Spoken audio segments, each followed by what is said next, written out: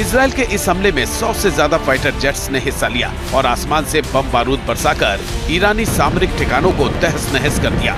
IDF ने missile factory और सैन्य ठिकानों को निशाना बनाया। इन हमलों में इजराइल के F-35 स्टील्थ विमानों ने भी हिस्सा लिया। अचानक हुई इस स्ट्राइक के बाद ईरान में अफरा तफरी मच गई। हर तरफ सायरन बजने लगे और दहशत फैल गई।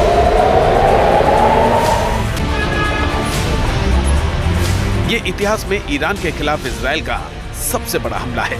इजराइल के इस भीषण हमले में IRGC की राशिद स्ट्रीट बिल्डिंग में जबरदस्त धमाका हुआ और आग लग गई। ईरानी सेना की ये बिल्डिंग देखते ही देखते खाक हो गई।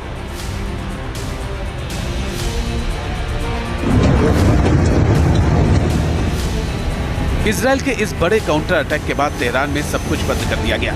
तेहरान के इमाम खुमैनी इंटरनेशनल एयरपोर्ट के पास भी हमले हुए, इसलिए इस एयरपोर्ट पर उड़ानें स्थगित कर दी गयी। इजरायली हमले के बाद ईरान ने एहतियातन अपना एयर स्पेस बंद कर दिया।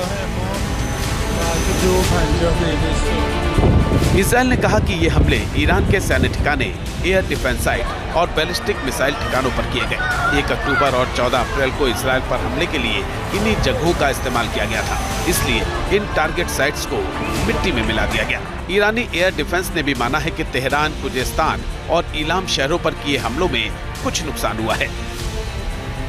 आईडीएफ का दावा है कि फाइटर जेट और स्पाई जेट की मदद से 1600 किलोमीटर दूर हमला हुआ। ये हमले कई चरणों में हुए। हमले के बाद इजराइल के सभी विमान सुरक्षित वापस लौट आए। इस ऑपरेशन को पछतावे के दिन का नाम दिया गया, जो 1 अक्टूबर के हमले का काउंटर अटैक है।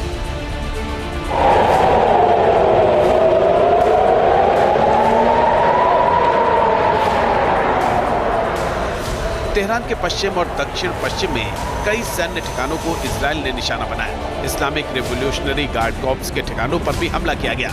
इजराइल ने ईरान के उन ठिकानों को निशाने पर लिया जहां से ईरान इजराइल पर हमले करता रहा है या जहां पर वो अपनी मिसाइलें तैनात रखता है। इन हमलों के पीछे इजराइल का मकसद ईरान की एयर डिफेंस सिस्टम को ध्वस्त करना है।